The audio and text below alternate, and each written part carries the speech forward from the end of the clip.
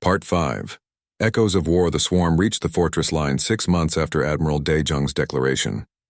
The first fortress was positioned around a system humanity had designated Alpha Prime. The star system had been evacuated of civilians and converted into a massive weapons platform. Every moon was covered with defensive installations. Every asteroid had been hollowed out and filled with weapons. The space between planets was seeded with millions of automated mines and drones. Admiral Daejung commanded the defense from Fortress Station Defiance, the largest military installation at Alpha Prime. He watched the swarm approach on his tactical displays and felt his stomach clench. The projections had said the swarm fleet was massive. The reality was beyond comprehension. The sensors couldn't even count individual ships. The swarm appeared as a solid wall of vessels stretching across millions of kilometers. All stations report ready status, his tactical officer said, voice shaking slightly. Sir, there are so many of them. I know. Daejung activated the fleet-wide channel. All ships, all stations, this is Admiral Daejung. Today we make our stand. Today we show the swarm that this galaxy is defended. We're not fighting for victory. We're fighting to buy time for those who are evacuating. Every minute we hold is another 1,000 ships that reach safety. Every swarm vessel we destroy is one less pursuing the evacuation fleets. Stand firm. Make them pay for every meter of space. The swarm entered weapons range and opened fire. The attack was like nothing humanity had ever faced. Beams of energy crossed space, thousands of them simultaneously. They struck shields, armor, stations. The automated defenses responded, launching waves of missiles and kinetic projectiles. The battle began. Dr. Jiwon stood in the observation deck of the last evacuation ship, watching the distant flashes of light that marked the battle at Alpha Prime. She had argued to stay with the defenders, but Admiral Daejung had personally ordered her onto an evacuation ship. The Genesis archives were too important to risk. Doctor, we're preparing to jump to faster-than-light speed, the ship's captain informed her. We'll be beyond communication range soon. Jiwon nodded, unable to speak. She thought about all the people she knew who were staying behind to fight. Minho, her assistant, had volunteered to stay at one of the fortress stations. Thousands of scientists and engineers had chosen to remain, keeping the defensive systems operational. The ship jumped, and the battle vanished behind them. Jiwon sat down heavily, tears streaming down her face. She was alive. She was safe, and she would carry the guilt of that safety for the rest of her life. At Alpha Prime, the battle raged for 3 weeks. The swarm's tactics were algorithmic, precise, almost predictable. They advanced in waves, overwhelming defensive positions through sheer numbers, but humanity had learned to fight against superior numbers during the Valth War. They used every trick, every desperate tactic they had developed. Kamikaze drones swarmed swarm vessels in their millions. When the drones were destroyed, automated mines drifted into the swarm formations and detonated. When the mines were exhausted, human ships made suicide runs, ramming swarm vessels at relativistic speeds. The cost was terrible, but the swarm bled. Tae Yang led his cyber warfare team on a mission deep into swarm-controlled space. They used a captured swarm vessel as cover, their own ship hidden within its hull. The swarm ships ignored them, unable to distinguish the infiltrator from their own vessels. We're approaching the central coordination nexus, Tae Yang whispered, though there was no one to hear them in the vacuum of space. It's even bigger than the projections indicated. The thing is the size of a small moon. The nexus was biological, a massive brain-like structure that coordinated millions of swarm vessels. Tae Yang's team approached cautiously, deploying their infiltration craft when they were within a few thousand kilometers. They attached to the nexus's outer surface and began the upload process. Tae Yang's virus was designed to create cascade failures in the swarm's coordination network. It would take time to spread, but once it reached critical mass, millions of swarm vessels would lose their coordination simultaneously. Alarms shrieked inside their craft. The swarm had detected the intrusion. Swarm fighter craft converged on their position. Tae Yang's team fought back, but they were overwhelmed in minutes. One by one, his team members died defending the upload point. Tae Yang was the last alive, sitting in the rapidly depressurizing craft as swarm weapons tore it apart. The upload indicator showed 98% complete. He just needed another few seconds. For New Seoul, he whispered, echoing Commander Hyunwoo's words from years ago. For everyone we've lost. The upload completed at the same moment a swarm beam weapon cut through the craft. Taeyang's last thought was satisfaction. The virus was in. Now it just needed time to spread. At Alpha Prime, Admiral Dae-jung watched his tactical display as his fleet was slowly torn apart. They had held for 3 weeks, far longer than anyone had expected. But the end was inevitable. His fleet was down to a few dozen ships from the original 1,000. The fortress stations were failing one by one. "Sir, we're detecting anomalous behavior from swarm vessels." His tactical officer sounded confused. "They're firing on each other. Their formations are breaking apart." Dae-jung stared at the display. Across the battlefield, swarm ships were suddenly attacking their neighbors. Coordination was breaking down. Entire sections of the swarm fleet were in chaos. Taeyang's virus. He did it. The opportunity was brief but critical. Dae-jung ordered all remaining forces to attack while the swarm was disorganized. Human ships, battered and depleted, threw themselves at the confused enemy. They targeted the largest vessels, the ones that seemed to be trying to restore order to the chaos. The battle's intensity increased tenfold. Swarm ships were destroying each other even as they tried to fight the human forces. The coordination that had made them so dangerous was now their greatest weakness. With their networked intelligence disrupted, they were just individual vessels, confused and isolated. Ambassador Sun Hee, now commanding diplomatic efforts from Earth, received reports from across the fortress line. Alpha Prime had held for 3 weeks and inflicted massive casualties. The second fortress, Beta Station, was engaged in battle and reporting similar success with swarm coordination disrupted. She stood before what remained of the Galactic Collective and delivered her report. "Humanity and our allies have bought you 6 months. The swarm is still advancing, but they're slowed, disorganized. Use this time. Evacuate everyone you can. The price we're paying is terrible, but it's not for nothing." The fighting continued for 6 months. Fortress after fortress fell, but each one held longer than expected. The swarm's damaged coordination network meant they couldn't deploy their full strength effectively. They won through attrition, but the cost was staggering. Admiral Dae-jung survived the fall of Alpha Prime by evacuating to Beta Station just before the system collapsed. He commanded the defense there until it too fell, then retreated to Gamma Fortress. Each retreat was strategic, falling back to prepared positions while inflicting maximum damage on the pursuing swarm. By the time the fortress line finally collapsed, only 43 ships remained from Dae-jung's original fleet of 10,000. He was the last of the original fortress commanders still alive. His ship, the Indomitable II, was a battered wreck held together by determination and emergency repairs. But the swarm had changed. Their advance had slowed to a crawl. Their coordination remained disrupted. And critically, they had suffered losses for the first time in their billion-year existence. Taeyang's virus had permanently damaged their networked intelligence. The swarm, facing an enemy that caused actual damage and disrupted their operations, made a calculation that surprised every species in the galaxy. They retreated. Not defeated, but reassessing. They withdrew to the galactic core, entering hibernation to repair their damaged network and adapt to the new threat humanity represented.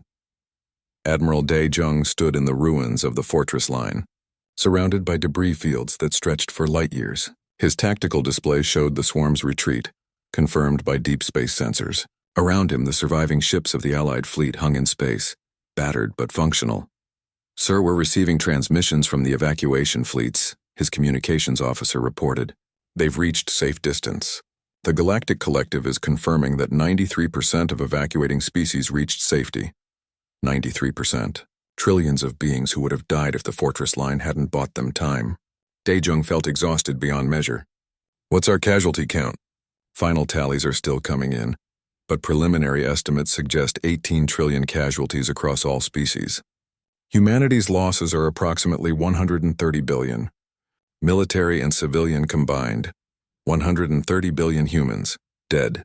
Added to the 200 million from the Valth War, the price of survival kept climbing higher. Dae-jung closed his eyes, thinking of all those faces, all those names that would never go home. The Galactic Collective reformed in a new sector, far from the swarm's territory. Species began the long process of rebuilding, but everything had changed. The old power structures were gone. The ancient civilization.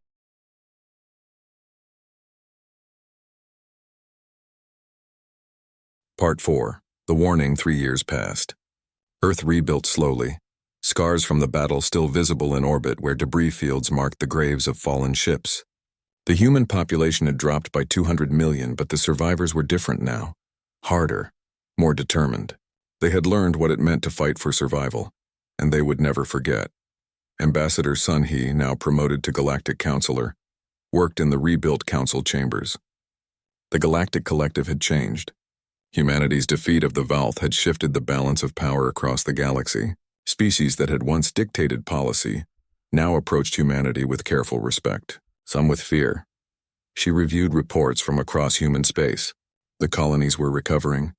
New shipyards were operational, building a new generation of warships incorporating lessons learned from the Valth War. But Sun He carried a secret that kept her awake at night. Taeyang's intelligence about something worse than the Valth, something approaching from the galactic core. She had shared this information with only a few trusted leaders. They had agreed to keep it quiet while they investigated. No need to cause panic when they didn't have solid facts. But 3 years of investigation had only made the situation more terrifying. Dr. Jiwon led a scientific expedition into former Valth territory. The Valth Empire had collapsed after their defeat at Earth. Their subject species had rebelled, and the once mighty empire had fractured into dozens of smaller factions. Jiwon's team explored abandoned Valth military installations, searching for information about the threat that had driven the Valth to such desperate conquest. On a dead world that had once been a major Valth military base, Jiwon's team discovered a massive vault buried deep underground. The entrance was marked with warning signs in a dozen different languages, some from species that had gone extinct millions of years ago. "Doctor, you should see this." Her assistant, a young man named Minho, stood before a wall covered in inscriptions. "These are warnings, all saying the same thing in different languages." Jiwon translated the most recent inscription written in Valth script. "They're coming. Run while you can." She felt a chill run down her spine. All of these inscriptions say some variation of the same warning. This vault has been here for millions of years, and every species that found it added their own warning. Inside the vault, they found records, data cores containing information about previous galactic cycles, about something that emerged from the galactic core every few million years, something that consumed everything in its path. "It's called the Swarm," Jiwon said, reading the ancient records. "It's not a species or an empire. It's a harvester fleet. It was seeded in the galaxy billions of years ago, and it returns periodically to harvest all biological matter that has developed." Minho stared at the data. "How long until it arrives?" "Based on these calculations and our deep space monitoring data, less than a year." Jiwon's hands shook as she copied the files. This is what the Valth were running from. This is why they were so desperate to build a buffer zone of conquered species. Admiral Dae-jung stood in the command center of Fortress Terra, humanity's new mobile battle station. After the Battle of Earth, he had been promoted and given command of humanity's military reconstruction. The new fleet was different from what came before. Faster, more lethal, designed not for defense but for taking the fight to any enemy, anywhere. He reviewed the intelligence reports from Jiwon's expedition. The Swarm, a harvester fleet that had been consuming civilizations for billions of years. He pulled up humanity's current military assets on his tactical display. They had 150 new warships, state-of-the-art and incorporating technology reverse-engineered from captured Valth ships. They had orbital defense platforms around every major colony. They had millions of trained soldiers ready to fight. It wouldn't be enough. Not if the Swarm was as dangerous as the reports indicated. "Admiral, we're receiving priority communications from the Galactic Collective." His communications officer looked worried. "Multiple species are broadcasting distress calls. There are reports of entire star systems going dark near the galactic core." Dae-jung pulled up the galactic map. Red indicators marked systems that had gone silent in the past month. Dozens of them, spreading outward from the core in a pattern that suggested deliberate movement. "It's starting. The Swarm is here." Deep space monitoring stations detected massive gravitational anomalies moving through space. Sensors showed a fleet so large that it registered as a gravitational well, bending light around itself. Thousands of ships, no, millions, all moving with precise coordination toward the galactic rim. Panic spread through the Galactic Collective. Species that had existed for millions of years began evacuating their homeworlds. Ancient civilizations that had survived countless challenges were preparing to flee into intergalactic space, abandoning the galaxy entirely. Sun He called an emergency session of the Galactic Council. The chamber was only half full. Many species had already left, their delegates fleeing with their people. Those who remained looked terrified. "We need to coordinate an evacuation," the senior counselor said, his voice shaking. "Every species should begin immediate evacuation procedures. We'll establish refugee fleets heading toward the nearest satellite galaxies." "And how many will survive that journey?" Sun He demanded. "Most species don't have faster-than-light engines capable of intergalactic travel. You're talking about journeys that will take centuries, maybe millennia. How many children will die in transit? How many species will go extinct before they reach safety? Do you have a better option?" The counselor's desperation was evident. The swarm has consumed thousands of civilizations. They strip entire worlds of biological matter. There's no defense. The only option is flight. Sun He stood up. "Humanity has a different option. We stay." "We fight!" The chamber erupted in shocked exclamations. A delegate from the Karathi, a silicon-based species, spoke up. "Counselor Sun He, humanity defeated the Valth through courage and sacrifice. We respect that. But the swarm is not the Valth. This is an enemy that has existed for billions of years. They have consumed countless civilizations far more advanced than any of us." "Maybe they have," Sun He replied. "But none of those civilizations were human. We learned something from the Valth War. There's always a cost to striking first. We intend to make the swarm pay that cost." On Earth, humanity held a vote. The decision was too important to be made by leaders alone. Every human citizen voted on whether to stay and fight or join the galactic evacuation. The debate was fierce. Some argued that humanity had suffered enough, that survival was more important than pride. Others insisted that running would just delay the inevitable, that they would eventually be hunted down even in another galaxy. The vote was close. 51% voted to stay and fight. 49% voted to evacuate. But once the decision was made, humanity united behind it. Those who had voted to leave worked alongside those who had voted to stay, preparing for the coming battle. Admiral Daijung presented his strategy to the military command. "We can't win a conventional battle against the swarm. Their numbers are too great. But we can slow them down. We can make them bleed. We'll establish a fortress line across 20 star systems. Each system will be fortified with everything we have. Orbital defense platforms, minefields, automated weapon systems, and our fleet positioned for maximum impact." "Admiral, the fortress line won't stop them," a general objected. "At best, it will delay them." "Exactly.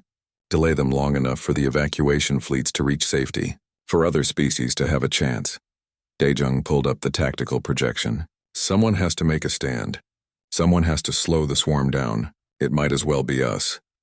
Dr. Jiwan worked in her laboratory, no longer on weapons but on preservation. She had proposed the Genesis Protocol, a plan to preserve genetic samples and cultural data from every species in the galaxy.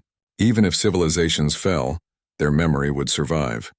Ships had been dispatched to collect samples from thousands of species, storing them in massive archive vessels designed to survive anything. "Doctor, we're receiving requests from over 100 species to include their data in the Genesis archives." Minho reviewed the incoming messages. "Many of them are species that condemned humanity during the Valth War. They're asking us to preserve their legacy." Jiwan nodded. "Include them all. If we're going to make a stand, we're standing for everyone, not just humanity." Tae Yang and his cyber warfare team studied the swarm's communication patterns. The swarm ships operated with perfect coordination, suggesting a networked intelligence. If they could find a way to disrupt that network, they might be able to create chaos in the swarm's ranks. "It's like they're all connected to a single mind," Tae Yang explained to Admiral Daejung. "If we could inject a virus into their network, we might be able to cause cascade failures. Make them attack each other or at least disrupt their coordination." "Can you develop such a virus?" "Maybe. But it would require direct access to their network. We'd need to get close. Really close. Possibly inside swarm-controlled space." Tae Yang looked at the projections. "It would be a one-way mission. Whoever carries the virus probably won't make it back." Daijung.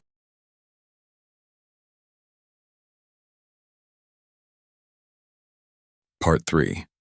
The tide turns. The war entered its 8th month and the galaxy watched in disbelief as humanity continued to fight. The Valth had expected quick submission, Instead, they faced an enemy that seemed to grow more dangerous with each defeat.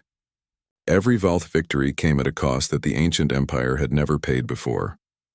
Taeyang sat in the Cyber Warfare Center, surrounded by screens displaying Valth communication intercepts. His team had been monitoring enemy transmissions for weeks, looking for patterns, searching for weaknesses. What they found changed everything.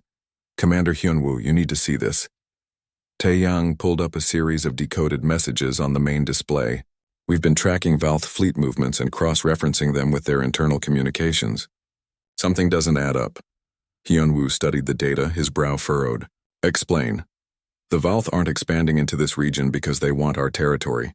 They're running from something." Taeyang highlighted a section of the intercepts. "Look at these references.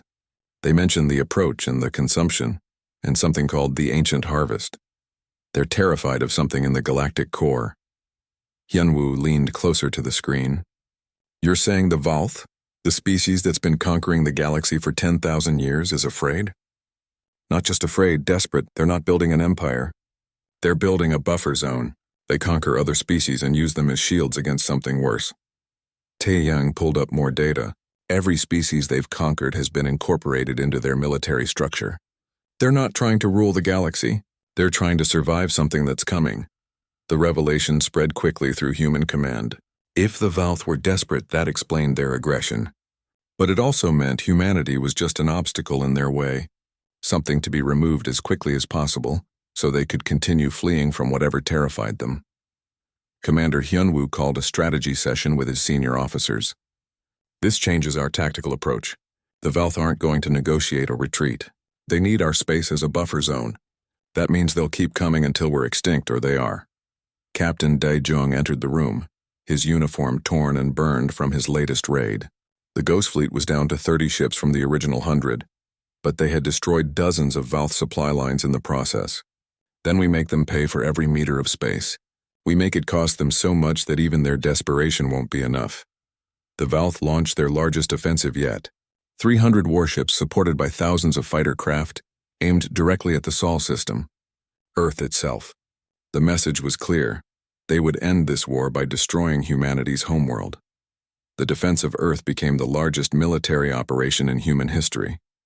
Every ship that could fly, every weapon that could fire was positioned around Earth and its orbital stations. Millions of soldiers manned defensive positions. Civilians evacuated to underground shelters that had been built during the cold months of preparation. Hyunwoo commanded the defense from Fortress Station Alpha, the largest military installation humanity had ever built. He watched the Valth fleet approach on his tactical displays. 300 ships, against humanity's 140. The odds were terrible, but humanity had learned to fight despite terrible odds. "All ships, battle stations, activate all defensive platforms. Release drone swarms on my command." Hyunwoo's voice was steady. "Broadcast to every ship in the fleet. They came to burn our world. Let's show them what it costs to threaten Earth." The Valth fleet entered weapons range and opened fire. Beams of energy lanced through space, striking human shields and armor. Ships exploded. Space stations took hits and vented atmosphere. But humanity fired back with everything they had. Thousands of kamikaze drones launched from hidden positions around the solar system. They swarmed the Valth ships like angry insects, forcing the enemy point defense systems to work overtime. When the point defense guns were busy with drones, human missiles and torpedoes slipped through the gaps, striking Valth hulls. Captain Daejong led the Ghost Fleet in a flanking maneuver. They appeared behind the Valth formation, having used the moon as cover. His ships were small, fast, and armed with experimental weapons that punched far above their weight class. "All ships target their command carrier. Concentrate fire." The Ghost Fleet's weapons hammered into the massive Valth command ship. Shields flickered and failed under the sustained assault. Daejong's destroyer, the Indomitable, dove in close, firing continuously even as return fire scarred its hull. "Keep firing. Don't let up." The Valth command carrier's shields collapsed. Human weapons tore into its hull, ripping through armor and internal structures. Secondary explosions blossomed along its length. The massive ship began to list, its engines failing, but victory came at a price. The Ghost Fleet was being decimated by Valth counterfire. Daejong watched as ship after ship exploded around him. His executive officer reported casualties, and the numbers made him sick. Thousands dead in the first hour of battle. The battle raged for 18 days. Earth's orbit became a graveyard of shattered ships from both sides. Debris rained down on the planet below, streaking through the atmosphere like shooting stars. Entire orbital stations were destroyed, their wreckage adding to the chaos. On the 14th day, Fortress Station Alpha took a direct hit from a Valth-heavy cruiser. The station's shields were already weakened from days of continuous combat. The beam punched through, cutting deep into the station's superstructure. Sections of the station decompressed explosively, sucking everything into space. Hyunwoo felt the station shudder beneath his feet. Emergency alarm screamed. His tactical officer turned to him, blood running down his face from a head wound. "Commander, we've lost main power. Secondary systems are failing. We're venting atmosphere from sections 12 through 28. Seal those sections. Reroute all remaining power to weapons and life support." Hyunwoo pulled himself up from where the impact had thrown him. "How many Valth ships are left?" 63, sir. But we're down to 42 operational ships. We can't sustain this much longer." Hyunwoo looked at the tactical display. The Valth were regrouping for another push toward Earth. His fleet was battered, running on fumes and determination.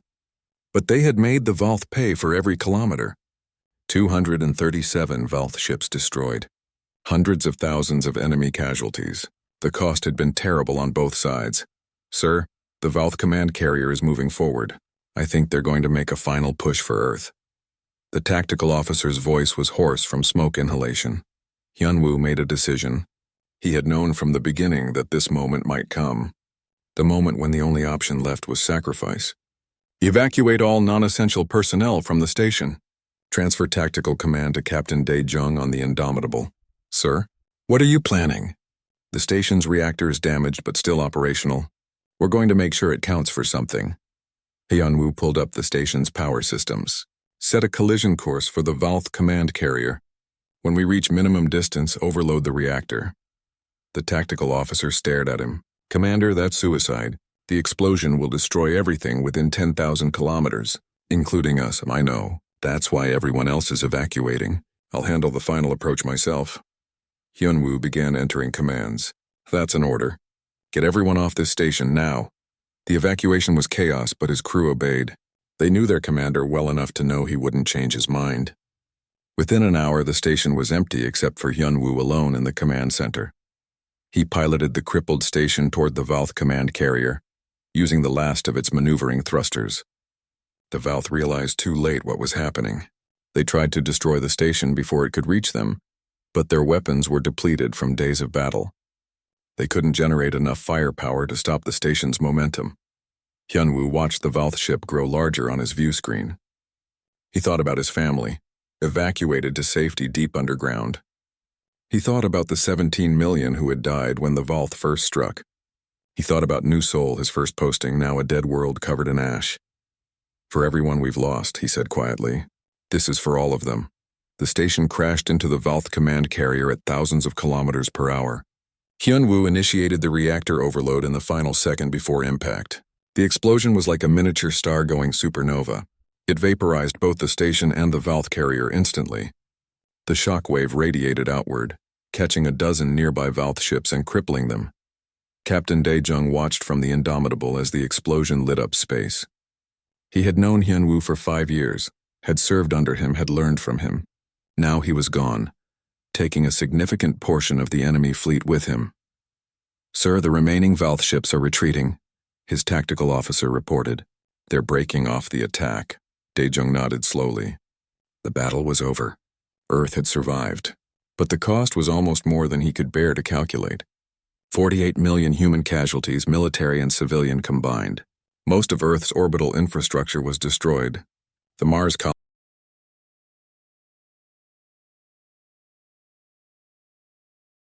Part 2. The human response. Earth transformed overnight. Every factory, every shipyard, every manufacturing facility switched to war production. The streets of major cities emptied as millions volunteered for military service. Those too old or too young to fight worked in the factories, building weapons and ships around the clock. Humanity had 48 hours remaining before the Valth deadline expired, and no one was sleeping. Deep beneath the city of New Geneva, Military leaders and scientists gathered in a massive underground complex. The room was circular, with a holographic display dominating the center. Commander Hyunwoo stood at the display, pointing to tactical readouts of Valth ship capabilities. Captain Daejung sat nearby, his eyes red from lack of sleep but his attention focused. Dr. Jiwon reviewed biological data on a tablet, her fingers moving quickly across the screen. Ambassador Sun Hee watched from the observation gallery above, knowing that whatever was decided in this room would determine humanity's fate. The situation is simple, Hyunwoo began, his voice tired but steady. The Valth have superior technology in every measurable way. Their ships are faster. Their weapons hit harder. Their shields can absorb anything we can throw at them. In a conventional fight, we lose. Every time. A general from Earth Fleet Command leaned forward. So what do you propose, Commander? That we surrender after all? No. Hyunwoo pulled up a new display. I propose we stop trying to fight them conventionally. We change the rules. We fight in ways they don't expect. Ways they can't predict. Daejung stood up, moving to the display. I recovered data from Colony Pershing before it fell. The Valth follow strict combat protocols, honor-bound rules of engagement. They announce their attacks. They give time for surrender. They fight with what they consider proper military tactics. He looked around the room. They expect us to do the same. And we won't, Hyunwoo finished. We'll hit them when they don't expect it. We'll use weapons they consider beneath notice. We'll fight dirty, mean, and without mercy. Because they didn't show us mercy when they burned our colonies. Dr. Jiwon looked up from her tablet. You're talking about tactics that violate every rule of the Galactic Collective's warfare conventions. Tactics that other species will condemn. Yes, Hyunwoo said simply. I am. The room fell silent. Then, one by one, the military leaders nodded. They had all seen the casualty reports. They had all lost friends, family, colleagues in the attacks. The time for playing by the rules had ended when the Valth opened fire on unarmed civilians. Over the next weeks, humanity implemented strategies that made the Galactic Collective recoil in horror. In orbital shipyards, workers constructed thousands of small drone vessels. Each drone was simple, cheap, and carried a single fusion warhead. They weren't meant to outfight Valth ships. They were meant to overwhelm them through sheer numbers, to force the Valth point defense systems to make choices, to create gaps in their shields. On remote asteroid mining stations, engineers began a different project. They attached massive thruster arrays to asteroids the size of small moons. Then they accelerated those asteroids to a significant fraction of light speed and aimed them at projected Valth approach vectors. Each asteroid became a kinetic weapon with the destructive power of 1,000 nuclear warheads. There was no defense against something moving that fast with that much mass. Dr. Jiwon found herself leading a team she had never wanted. They studied the biological samples collected from Valth remains found at the colony sites. The Valth were carbon-based, similar enough to humans that their biochemistry could be analyzed. Too similar. Jiwon's team developed pathogens specifically targeted at Valth physiology. Viruses that would be harmless to humans but lethal to the Valth. She worked late into the night, her conscience warring with her duty. She had become a scientist to understand life, not to destroy it. But every time doubt crept in, she remembered the images from Colony Pershing. The ash that had once been people. The silence where children had played. She forced herself to continue. In a different section of the complex, a young man named Tae Yang worked at a bank of computer screens. He was thin, barely 25, and had been a civilian hacker before the war. Now he led a team of cyber warfare specialists attempting something the Galactic Collective said was impossible. Hacking into Valth military networks. The Valth used quantum encryption and systems so advanced that other species had never managed to breach them. But Tae Yang approached the problem differently. He didn't try to break the encryption. He looked for the gaps between systems, the tiny windows when data transferred from one network to another. He hunted for the brief moments when even quantum encryption had to decrypt and re-encrypt. It took him 4 weeks, but he found a way in. A tiny crack in the Valth network security. It wouldn't last long once they discovered it, but he didn't need long, just enough time to plant a few surprises. The Valth deadline came and went. Earth's response was silence. No surrender, no negotiation, just quiet preparation. The Valth sent a second fleet larger than the first. They approached Kepler Station, a mining and refueling depot on the edge of human space. Intelligence reports said the station had been abandoned, left behind as humanity pulled back its forces. The Valth fleet moved in confidently, ready to claim their prize. Commander Hyunwoo watched from a stealth observation post 10 million kilometers away. He had spent the last 2 weeks at Kepler Station, overseeing the evacuation and the preparations. 2,000 volunteers had stayed behind, refusing to leave. They knew what was going to happen. They had insisted on being part of it. The Valth fleet entered Kepler Station's defensive perimeter. Their sensors would be reading the station as abandoned, its power systems minimal, its weapons offline. They would see exactly what Hyunwoo wanted them to see. All ships report ready, his tactical officer reported. Kepler Station confirms ready status. Hyunwoo took a deep breath. 2,000 volunteers. 2,000 humans who had said goodbye to their families and chosen to stay. He thought of them now, waiting in the station's command center, watching the Valth ships approach.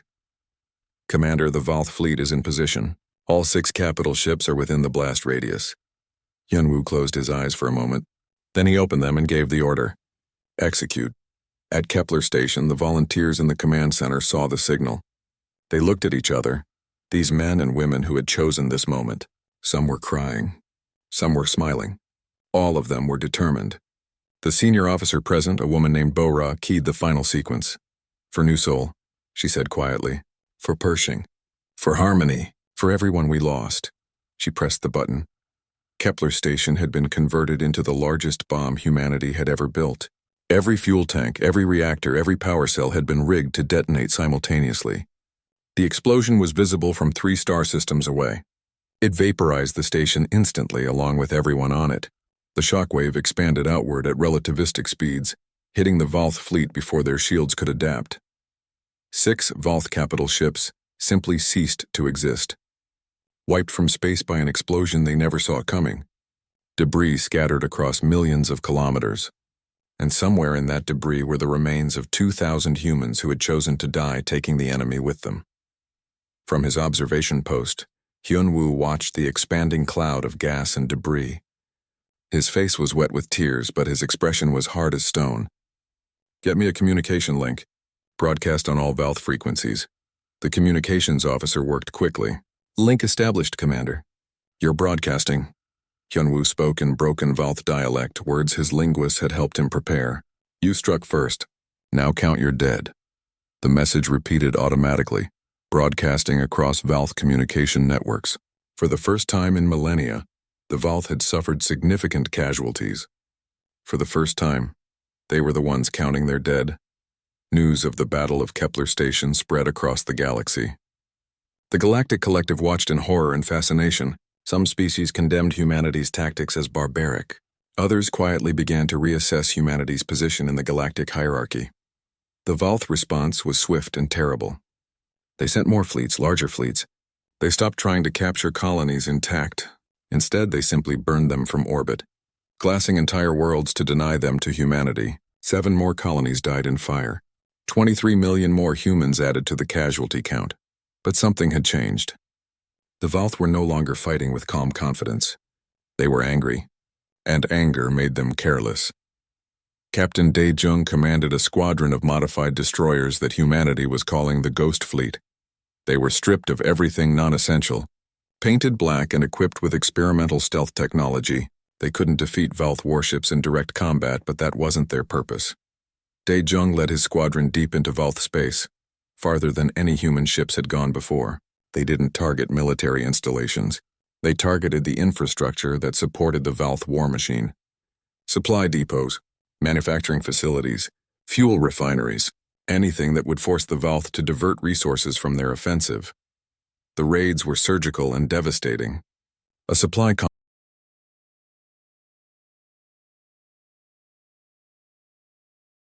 Part 1. The First Strike. The alarm screamed through Firebase Delta at 0347 hours, and Commander Hyunwoo knew immediately that something was wrong. In 20 years of military service, he had never heard that particular sound. It was the Deep Space Early Warning System, designed to detect massive energy signatures approaching human space. It had never been triggered before. Not once in the 30 years since its installation. He ran to the command center, still pulling on his uniform jacket. The room was chaos.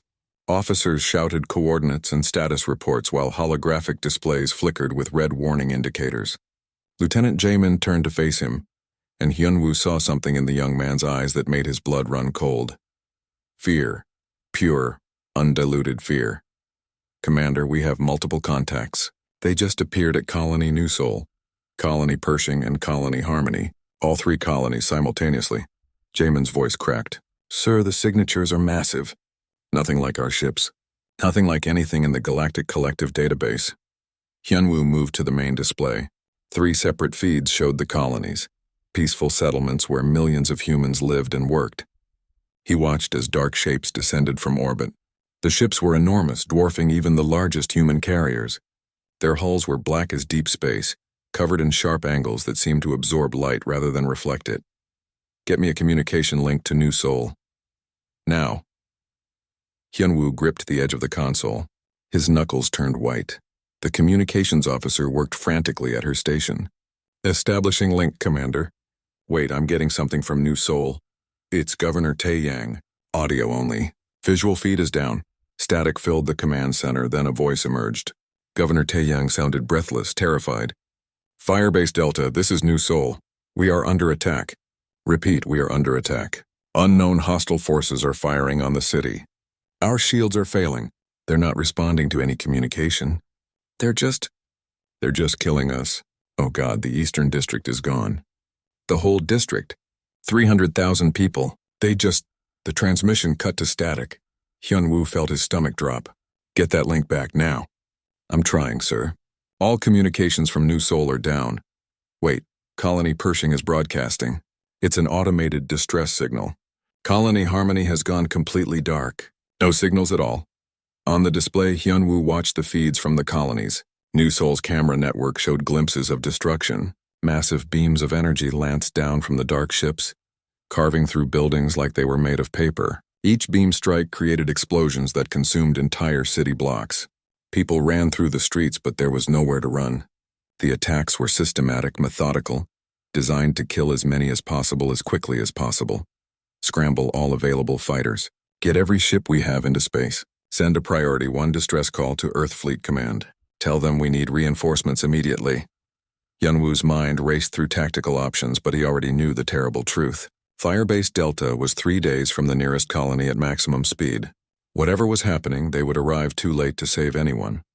Across human space, the same scene played out at dozens of locations. Dr. Jiwon was in her laboratory on Horizon's Edge Research Station when the attack began. She was studying samples of exotic matter collected from a nearby nebula when her assistant burst through the door. Doctor, you need to see this. The colonies. They're being attacked. G1 followed him to the observation deck. Through the massive viewport, she could see the distant lights of Colony Pershing. As she watched, those lights began to flicker and die. Sections of the colony went dark one after another like candles being snuffed out. Then she saw them. The ships. They moved with a grace that seemed wrong for something so large. They didn't fly so much as glide, their movements precise and calculated. One of the ships turned toward Horizon's edge. Jiwon felt her breath catch in her throat. The ship was close enough now that she could see details on its hull. Weapon ports. Hundreds of them. All along the massive vessel's surface, gun emplacements tracked and fired at targets below. The ship didn't even consider the research station a threat. It simply ignored them and continued its work of destruction. We need to evacuate, her assistant whispered. Right now, Jiwon nodded, unable to speak. She had studied xenobiology for 15 years, had met and worked with dozens of alien species. She knew the various races of the Galactic Collective, understood their cultures and their capabilities. These ships didn't belong to any species she recognized. Whoever was attacking had never made contact with humanity before. They had simply arrived and started killing. The destroyer Indomitable was on patrol near the outer rim when Captain Dae-jung received the distress calls. He was young for a captain, only 32, but he had earned his command through skill and dedication. He read the reports coming in from the colonies and felt rage burn in his chest. Set course for Colony Pershing. Maximum speed. Battle stations. Load all weapons. He turned to his executive officer. How long until we arrive? 18 hours at maximum burn, Captain. 18 hours. Daejung clenched his fists. He pulled up the colony database on his command screen. Colony Pershing. Population 6 million. His sister lived there with her family. His 2 nieces, ages 7 and 9. He had been planning to visit them next month. The Indomitable raced through space, pushing its engines beyond recommended limits. Other human ships received the same distress calls and responded, but human space was vast and the colonies were spread thin. The attackers had chosen their targets well. Each colony was isolated, too far from military support for a quick response. When the Indomitable finally arrived at Colony Pershing, Daejung stared at his view screen in horror. The colony was gone. Not damaged, not partially destroyed. Gone. Where a thriving settlement had stood 18 hours ago, there was now only ash and slag. The entire surface of the planet had been scorched clean. Nothing remained. No buildings. No infrastructure. No people. Sensors detect minimal life signs on the surface, his tactical officer reported, voice shaking. Perhaps a few hundred survivors in deep bunkers. Out of 6 million. Daejung sat down heavily in his command chair. His sister, his nieces, gone. Erased from existence by an enemy that had struck without warning. Without mercy, without even making demands. Captain, we're detecting a small group of escape pods on the edge of the system. They must have launched before the colony fell. The tactical officer looked hopeful. Should we recover them? Yes, immediately. Daejung stood up. And scan for any sign of the attacking force. I want to know where they went. As the Indomitable moved to rescue the survivors, similar scenes unfolded across human space. 3 entire colonies destroyed in the first 72 hours. 17 million humans dead. The attacks stopped as suddenly as they had begun. The dark ship simply vanished, leaving behind only devastation. On Earth, the Galactic Council convened an emergency session. Ambassador Sun Hee stood before representatives from 47 different species. Some looked sympathetic. Most looked resigned. A few looked almost satisfied, as if humanity had finally learned its place in the galaxy. The senior counselor, a being whose species had existed for 10 million years, spoke in a voice that resonated through the chamber. Ambassador Sun Hee, the Valth Empire has issued a simple demand. Humanity will surrender all colonies. Humanity will submit to Valth authority. Humanity will accept its new place as a subject species. In return, the Valth will allow Earth itself to survive. You have 72 hours to respond. The chamber fell silent. Every species represented in the council knew the Valth. Ancient, powerful, undefeated in 10,000 years of conquest. They had toppled empires that spanned hundreds of worlds. They had broken species older and more advanced than humanity. Resistance was not just futile, it was suicide. Sun Hee looked at each counselor in turn. She was a diplomat, trained to find peaceful solutions, to negotiate and compromise. But she was also human. She had seen the reports from the colonies, seen the images of cities turned to ash, seen the lists of the dead, 17 million names. 17 million people who had been alive 3 days ago. She straightened her shoulders and spoke clearly. Thank you for your concern, Counselor. Humanity's response is simple. We will not surrender. We will fight. The chamber erupted in shocked murmurs. The senior counselor raised a hand for silence. Ambassador, you do not understand. The Valth have never been defeated. They are the most powerful military force in the known galaxy. They have destroyed species far more advanced than humanity. If you resist, they will exterminate you. Not just your colonies, all of humanity. Earth itself will burn. Sun Hee nodded. I understand perfectly, Counselor. They struck us first. They killed 17 million of our people without warning, without negotiation, without mercy. They believe we will surrender out of fear. They're wrong. She turned to leave the chamber, then paused and looked back. And, Counselor, you might want to start keeping records. Because when this is over, the galaxy will want to know what happened when someone struck humanity first. Back at Firebase Delta, Commander Yun Wu stood at the viewport, staring at the